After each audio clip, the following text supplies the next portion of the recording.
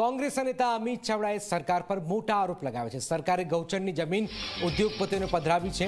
દૈનિક 14.22 લાખ ચોરસ મીટર જમીન અપાઈ રહી છે।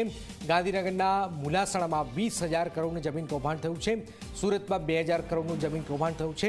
દાહોદમાં ખોટા ઓર્ડર કરી આદિવાસી જમીન પડાવી લેવાઈ છે। સરકારની રહેમ નજર વગર આ કૌભાંડ શક્ય નથી। ભાજપ નેતાઓના આશીર્વાદથી જ આ કૌભાંડો થયા છે। કૌભાંડ મામલે પગલાં લેવામાં સીએમ મક્કમ નથી। વિધાનસભામાં જમીન કૌભાંડનો રિપોર્ટ મુકાયો છે। જમીન કૌભાંડ અંગે વિધાનસભામાં ચર્ચા પણ થાય આ પ્રકારની વાત અમિત ચાવડા તરફથી કરાઈ છે।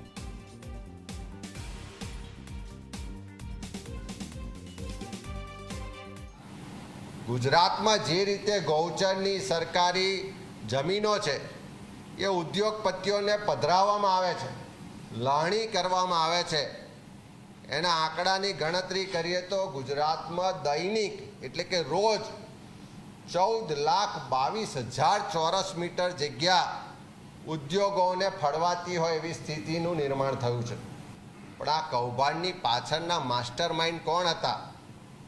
આ કૌભાંડમાં બે અધિકારીઓને જેલમાં મોકલી, પણ એની પાછળ જે મુખ્યમંત્રીથી લઈને એના મંત્રીથી લઈને સચિવોની જે સંડોવણી હતી એનું તપાસ આજ દિન સુધી કરવામાં નથી આવતી। તો અમિત ચાવડાનો આરોપનો સરકારે પણ જવાબ આપ્યો છે। કોંગ્રેસ પુરાવા વગર આક્ષેપો કરે છે। ઋષિકેશ પટેલે વાત કરી છે, સરકાર હંમેશા હકીકતલક્ષી અહેવાલો સાથે કામ કરે છે। જમીન કૌભાંડમાં તપાસના અંતે કાર્યવાહી થશે, પુરાવાના આધારે કડક પગલાં લેવાશે। આ પ્રકારની વાત ઋષિકેશ પટેલે કરી છે।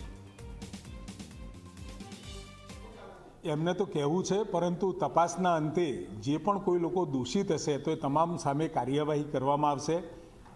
વગર સાબિતીએ, વગર કોઈ પણ પ્રકારના પુરાવા સિવાય સીધે સીધા આક્ષેપો કરવા એ કોંગ્રેસની નીતિ રહી છે।